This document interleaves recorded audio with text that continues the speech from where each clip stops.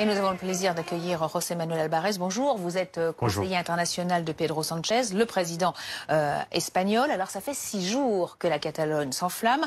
Comment est-ce qu'on peut l'expliquer?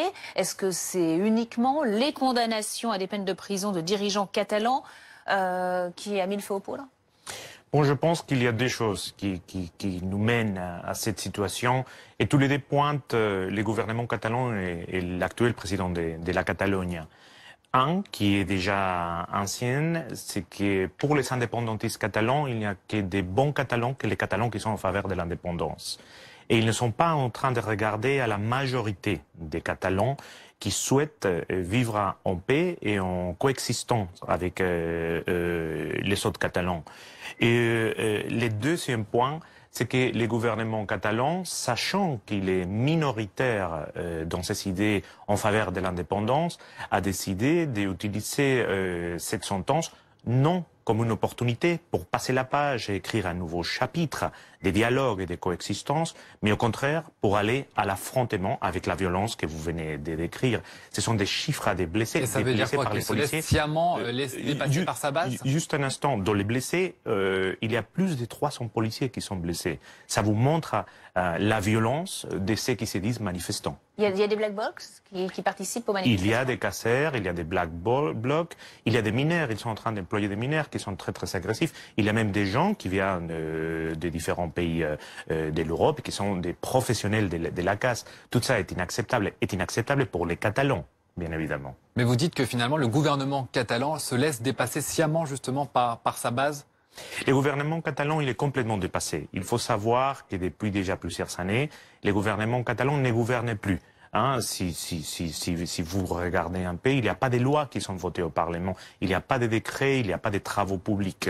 Cette idée d'indépendance qui est minoritaire, il l'a toujours été. Hein, l'idée d'indépendance. Mais quand même plus d'un demi-million de personnes dans les rues pour manifester quand même. Aucun problème avec les gens qui manifestent. Le droit de manifester est un droit fondamental de l'Espagne. Les gouvernements de Madrid, les gouvernements espagnols protègent. Mais n'oublions pas, c'est un demi-million parmi 8 millions.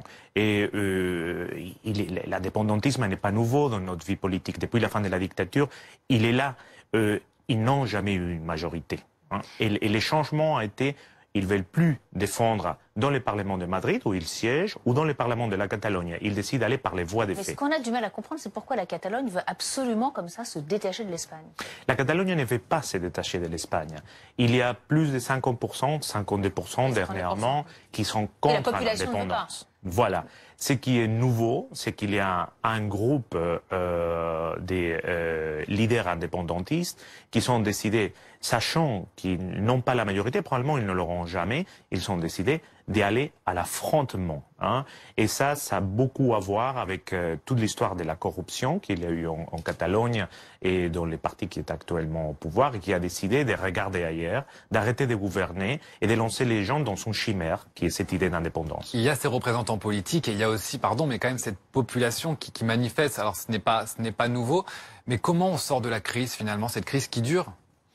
Je pense que pour cela, il y a 2 préalables. Un, le président de la Catalogne, qui est un président activiste. Hein, il y a 3 ou 4 jours, il était en train de couper une autoroute en Catalogne. Il faut qu'il décide s'il va être président ou activiste et il faut qu'il condamne très clairement la violence.